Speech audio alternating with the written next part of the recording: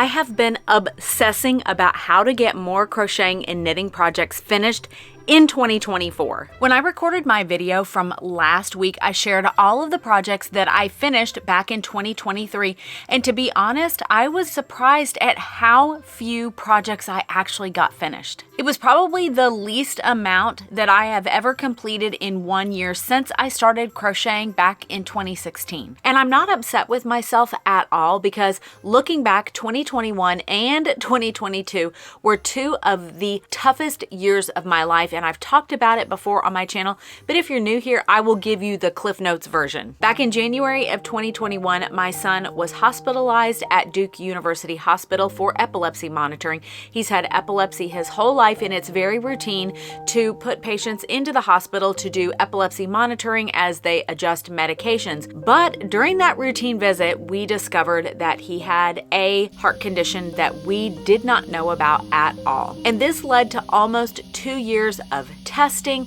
exploring different treatment options, until eventually in November of 2022, just 3 days before Thanksgiving, he had surgery to have a pacemaker implanted. And during that entire time, I worked. I filmed videos, I crocheted and knitted projects, and by the time I reached January of 2023, I was completely burnt out. And I realized that I could not continue to push myself that hard, and I kind of took it easy in 2023, and I am totally okay with that. But now it's 2024, and I am feeling rejuvenated, and I am wanting to crush my 2024 crocheting and knitting goals. And I'm going to share with you all of the ideas that I have been thinking about for the last couple of months. I have really put a lot of thought into this. Back in 2019, I transformed this scary, dark basement laundry room into the craft space of my dreams. It's not perfect, but it is perfect for me. I have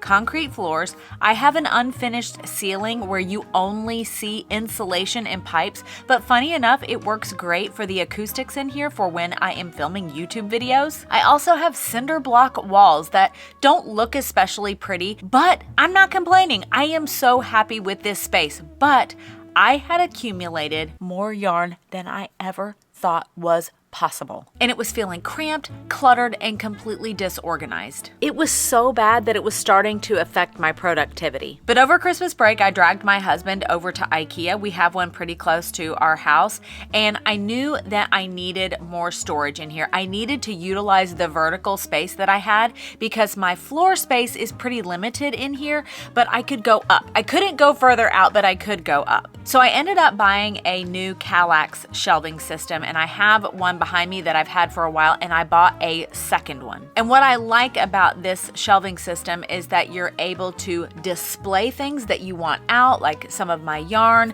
my books, and some of my finished projects, but they also have little bins so I can tuck and hide away things that I really don't want out.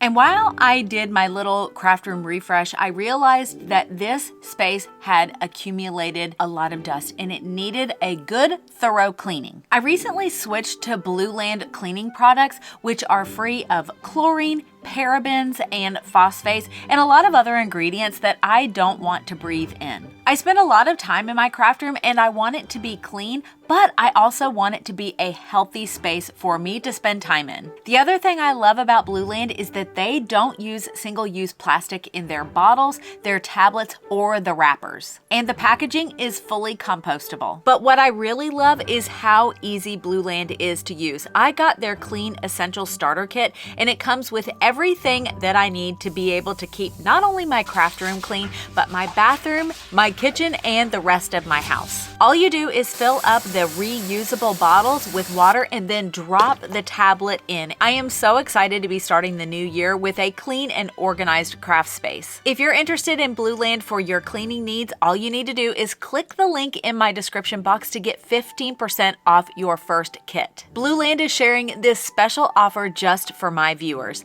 Thank you so much to Blueland for sponsoring today's video. Are you gonna let me film? Hopefully Olive is going to let me film this video, but we'll see. In the fall of 2023, you be sweet. She is a very cranky kitty cat sometimes. In the fall of 2023, I started crocheting and knitting for 30 minutes in the morning, and I could not believe the profound effect it had on my productivity as a crocheter and a knitter. I found that I was not only more creative, but I got so much done. I don't know why this helped me to get so much more done, but it did. And so I have continued to add 30 minutes or so a day in the morning to my routine, and it has helped me to get amigurumi designs done, and I am getting near the end of the Norwegian kofta that I have been knitting since the fall of 2022. Yes, it's been a little bit over a year, and I'm coming into the home stretch, and I seriously don't think that would have happened if I hadn't added in that little bit of time in the morning that I set aside just for me to crochet and knit in the peace and quiet of the day. Let's see if I can take this camera downstairs plus my computer without falling down my basement stairs. Let's see if I can do that. Yikes.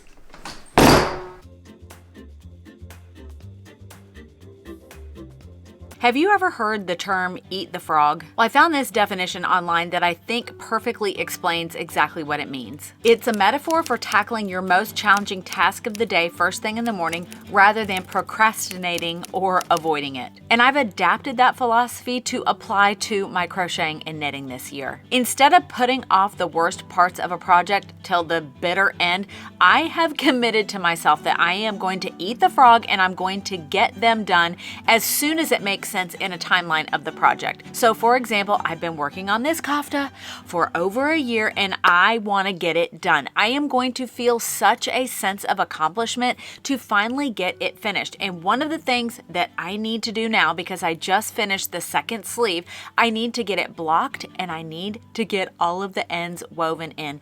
And to be honest, it really didn't make sense to weave in the ends as you go through the project. So now I need to take that time and just get it done, because once I do that, the project is going to be finished just like that. Another area that I know that I can improve is with my amigurumi toys. Sometimes, I'm not going to say all the time, but sometimes I wait till the end of a project to sew on all the body parts. If you make amigurumi toys, I know you know what I'm talking about, but I'm committed to, as soon as it makes sense, I'm going to add those body parts. I'm going to quit procrastinating and I'm just going to eat the frog. The next thing that I'm going to do to help me to be more productive with my crocheting and knitting projects in 2024 is to take better care of my physical body. I was a little slack in that area in 2023, and I am committed in 2024 to take better care of myself. And I know that by taking care of myself physically, I'm going to be able to crochet and knit for longer periods of time. And one of the things that I've started to notice, and it may be because I'm going to be 50 this year, maybe this is why this is happening, but I'm starting to have what I think is sciatic pain, and boy, does it not feel good. And I notice it most often when I am sitting for longer periods of time, and I feel that horrific pain that goes down the back of your leg and into your hip area and down your rear end. It just really does not feel good. And I know that one thing that I have been really lax about in 2023 was stretching and doing yoga. It's something that I always loved before. It's something that I have spent a lot of time doing, but in 2023, I just was a little bit, let's just be honest, I was a little bit lazy in that area. So I just started the 30-day yoga journey with Yoga for Adrienne. She has this amazing YouTube channel. All of her videos are completely free, and the 30-day yoga journey starts January 1st and it builds. So you don't have to start it on January 1st. You can start it any day that you want, but each one of the videos builds upon itself, and it helps me so much to stretch out my back, stretch out my hamstrings, my neck, my shoulders, all the things, and I know that I will feel better. Also, I need to walk more. That's one thing that I really love to do, and I will be honest, in the wintertime, it's not so much fun and I don't enjoy it as much, but I know it's necessary. Back in 2022, we lost our dog Jersey Boy, and he was my motivation for getting out and walking every single day. We did not miss a day. Whether it was raining, we had matching rain jackets. Whether it was snowing, he loved the snow. Obviously, when it was sun shining, it was a no-brainer. It was easy to do, but I walked every single day. So that's something else that I am committing to, because I know that if I take care of myself physically, I'm going to be more productive in other areas of my life.